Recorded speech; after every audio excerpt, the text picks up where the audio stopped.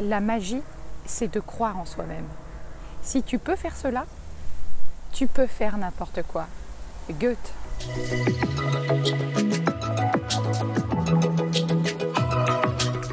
Bonjour, je suis ravie de vous retrouver pour cette nouvelle capsule. Je suis Vanessa Millet, coach philanthrope, conférencière et j'accompagne toutes les personnes qui le veulent à métamorphoser leur vie, à oser prendre leur place, à mieux s'affirmer face aux autres, à améliorer leurs relations, à développer aussi une communication harmonieuse et authentique, à gagner en confiance et en affirmation de soi.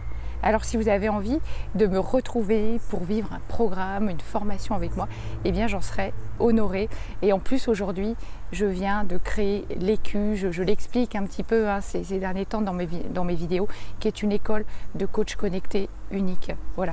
Et qui rassemble une vision holistique avec vraiment des valeurs altruistes que je défends particulièrement. Voilà.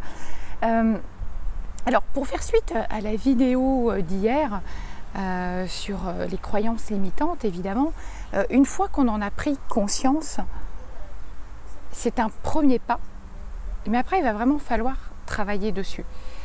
Parce que vous savez, c'est logique, hein, mais c'est dès lors en fait qu'on prend conscience justement de ces croyances limitantes, et bien qu'on peut arriver à les transformer en force. Parce que je ne sais pas si vous avez remarqué, mais finalement, eh bien, nos croyances, eh bien, on en prend vraiment toute la mesure le jour où on se rend compte qu'on ne mène pas la vie qu'on veut, qu'on n'arrive pas à se réaliser. Et là, on se dit, ah oui, il y a peut-être quelque chose qui m'empêche d'avoir la vie que j'aimerais vraiment avoir. Et ce sont nos croyances. Et le jour où on arrive à les matérialiser, ben voilà, c'est parce qu'on a beaucoup plus d'égards et on veut comprendre comme ça ce qui nous empêche d'être pleinement nous. Donc c'est bien de faire ce travail-là, mais après, c'est de se dire, ok, ces croyances limitantes, comment je peux les transformer en force? Parce que je vous assure que toutes vos croyances, vous pouvez en faire quelque chose de bénéfique. Elles peuvent même être source de motivation et d'inspiration. Parce que en fait, le jour où vous prenez conscience comme ça de tout ce qui vous limite, eh bien c'est là que vous avez le pouvoir de les transformer, parce qu'à un moment donné, on a envie de changer et c'est ce qui va vraiment vous pousser à évoluer positivement. Donc, de vos croyances, eh bien, peut naître votre vraie personnalité. Et vous le savez aussi, dans toute chose, il y a un aspect positif et il y a aussi un aspect négatif. Il y a toujours l'un et l'autre et on a besoin des deux. Maintenant, ce que je vous invite à faire, c'est, si vous ne l'avez pas encore fait, c'est de faire la liste vraiment de toutes vos croyances limitantes, de tout ce qui, d'après vous, vous empêche de passer à l'action, vous amène à procrastiner, etc. Si vous l'avez déjà faite, cette liste, j'aimerais que vous la repreniez et que pour toutes vos croyances limitantes négatives, eh bien vous inscriviez à côté le pendant, le versant positif. Par exemple, si vous avez la croyance handicapante du style je suis nulle en anglais, donc je ne peux pas voyager. Il est évident que si vous restez là-dessus, vous allez vous empêcher de vivre de belles choses. Vous pourriez donc la remplacer par cette croyance beaucoup plus intéressante.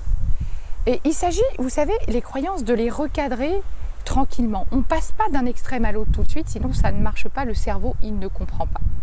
Mais par contre, dans le « je suis nul en anglais, je ne peux pas voyager », eh bien la croyance positive correspondante que vous pourriez mettre, par exemple, c'est « je n'aime pas trop l'anglais, mais je me débrouille bien. Donc je suis capable de voyager et de suivre des conversations simples. Voilà, en fait, je me débrouille bien. Donc je peux voyager. » Parce que souvent, on a vraiment tendance à minimiser ses capacités. Une autre croyance qui peut vraiment nous coller à la peau, je ne suis pas intéressante. Je n'intéresse personne, personne ne s'intéresse à moi. par quoi vous pourriez remplacer cette croyance limitante. Je lis, par exemple, beaucoup de livres de développement personnel. Ça fait une dizaine d'années que j'en apprends tous les jours. Ah si, je suis peut-être capable d'intéresser quelqu'un finalement. Voilà, l'idée c'est remplacer-les par le versant positif, mais ne passez pas trop tout de suite d'un extrême à l'autre. Mais voilà, trouvez des contre-exemples en fait de vos croyances limitantes.